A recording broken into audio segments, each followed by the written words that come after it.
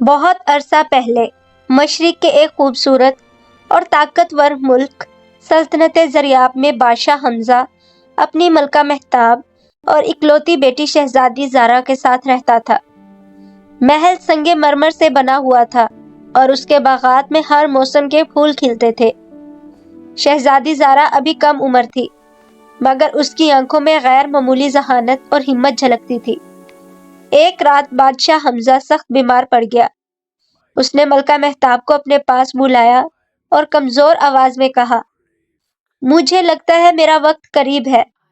مجھ سے وعدہ کرو کہ تم کبھی دوبارہ شادی نہیں کرو گی اور اپنی پوری زندگی ہماری بیٹی زارا کی حفاظت اور تربیت کے لیے وقف کر دو گی۔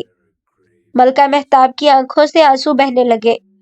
اس نے ہاتھ جوڑ کر کہا، میں وعدہ کرتی ہوں میرے بادشاہ، جب تک زندہ رہوں گی میری پہلی ذمہ داری ہماری بیٹی ہوگی۔ یہ سن کر بادشاہ کا دل مطمئن ہو گیا۔ چند دن بعد وہ ہمیشہ کے لیے اس دنیا سے رخصت ہو گیا۔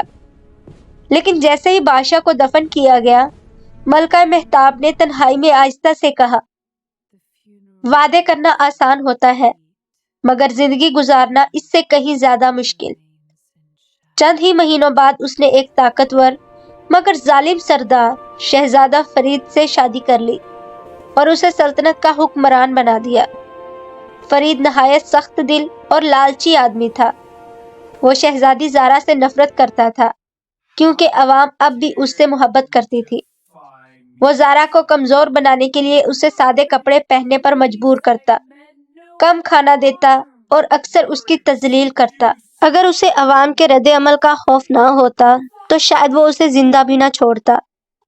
محل کے قریب ایک عجیب و غریب جھیل تھی جس کے بارے میں کہا جاتا تھا کہ اس میں چاندنی راتوں میں پانی نہیں بلکہ چمکتا ہوا دودھ بہتا ہے۔ شہر کے لوگ وہاں جا کر برکت سمجھ کر دودھ لے جاتے۔ جب فرید بادشاہ بنا تو اس نے فوراً حکم دیا، آج کے بعد کوئی بھی اس جھیل کے قریب نہیں جائے گا، جو گیا اسے سخت سزا دی جائے گی۔ لوگ ڈر گئے اور جھیل ویران ہو گئی۔ لیکن کچھ دن بعد محافظوں نے ایک حیرت انگیز منظر دیکھا۔ ہر صبح طلوع آفتاب سے پہلے ایک چاندی کے بالوں والا پر اسرار شخص جھیل کے پاس آتا ہے، ایک برتن میں دودھ بھرتا اور پھر دھند کی طرح غائب ہو جاتا ہے۔ جب یہ خبر بادشاہ فرید تک پہنچی تو وہ پہلے ہنسا، یہ ناممکن ہے۔ لیکن جب محافظوں نے قسمیں کھائیں تو اس نے خود دیکھنے کا فیصلہ کیا۔ اگلی صبح وہ خود جھیل کے قریب چھپ گیا۔ جیسے ہی فجر کی ہلکی روشنی پھیلی، واقعی ایک پر اسرار شخص نمودار ہوا۔ اس نے دودھ بھرا اور پلک جھپکتے غائب ہو گیا۔ بادشاہ غصے سے چیخ اٹھا، اسے پکڑو، مجھے اس کا راز پتہ ہونا چاہیے۔ مگر جتنی بار محافظوں نے کوشش کی، وہ شخص ہمیشہ غائب ہو جاتا۔ آخر کار سلطنت کی ایک بوڑھی دانا عورت نے مشورہ دیا، اگر جھیل کے کنارے روٹی، گوشت اور شراب رکھ دی جائے اور اس میں نشہ ملا دیا جائے تو وہ ضرور کھائے گا اور سو جائے گا۔ بادشاہ نے فوراً حکم دیا۔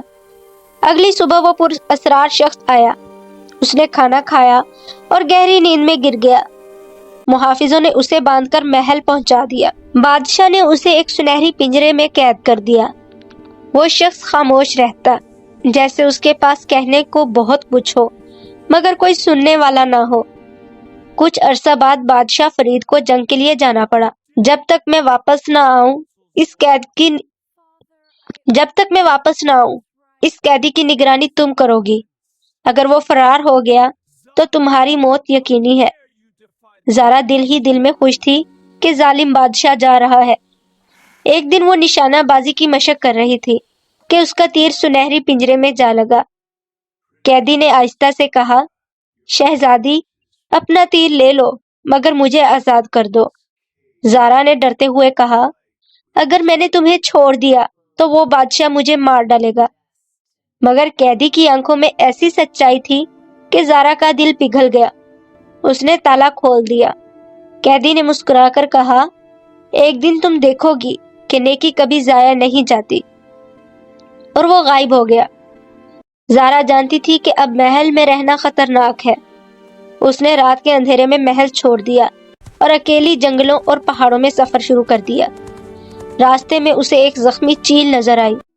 اس نے تیر اٹھایا مگر چیل بول پڑی، مجھے مت مارو شہزادی، میرے بچے میرا انتظار کر رہے ہیں۔ زارا نے اسے چھوڑ دیا۔ اسی طرح اس نے ایک ہرن اور ایک سفید ہنس کی جان بھی بخشی۔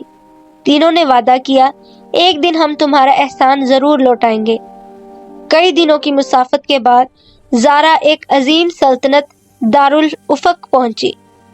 وہاں کے بادشاہ نے اسے محل میں ملازمت دے دی، مگر 2 عورت سپاہی اسے حسد کرنے لگی اور بادشاہ کے کان بھرنے لگی۔ انہوں نے بادشاہ کو قائل کیا کہ زارا غیر معمولی طاقت رکھتی ہے۔ بادشاہ نے اسے ناممکن کام دینے شروع کر دیے۔ پہلا حکم تھا 2 مختلف اناج کو ایک رات میں الگ کرنا۔ زارا پریشان تھی مگر اچانک وہی چیل آ گئی۔ اس نے سینکڑوں پرندوں کو بلایا اور سب اناج الگ کر دیا۔ پھر بادشاہ نے اپنی قیمتی انگوٹھی دریا میں پھینک دی اور حکم دیا کہ اسے ڈھونڈ کر لاؤ۔ اس بار سفید ہنس اور اس کے ساتھی پانی میں اترے اور انگوٹھی ڈھونڈ لائے۔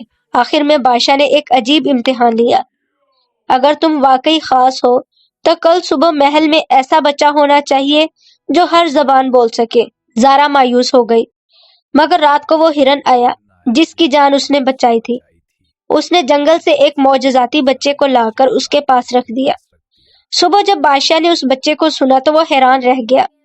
اسے یقین ہو گیا کہ زارا کوئی عام لڑکی نہیں بلکہ بہادر اور نیک دل شہزادی ہے۔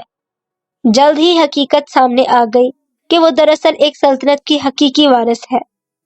بادشاہ نے خوشی سے اعلان کیا کہ زارا کی شادی اس کے بیٹے شہزادہ کامران سے ہوگی، اور یوں باغی شہزادی زارا، جس نے ظلم کے سامنے جھکنے کے بجائے ہمت اور مہربانی کا راستہ اختیار کیا تھا، آخرکار ایک عظیم ملکہ بن گئی۔ اور جہاں تک اس پر اسرار قیدی کا تعلق ہے، وہ کبھی دوبارہ نظر نہیں آیا، مگر کچھ لوگ کہتے ہیں کہ چاندنی راتوں میں جھیل کے کنارے اب بھی ایک سایہ نظر آتا ہے جو خاموشی سے مسکراتا ہے۔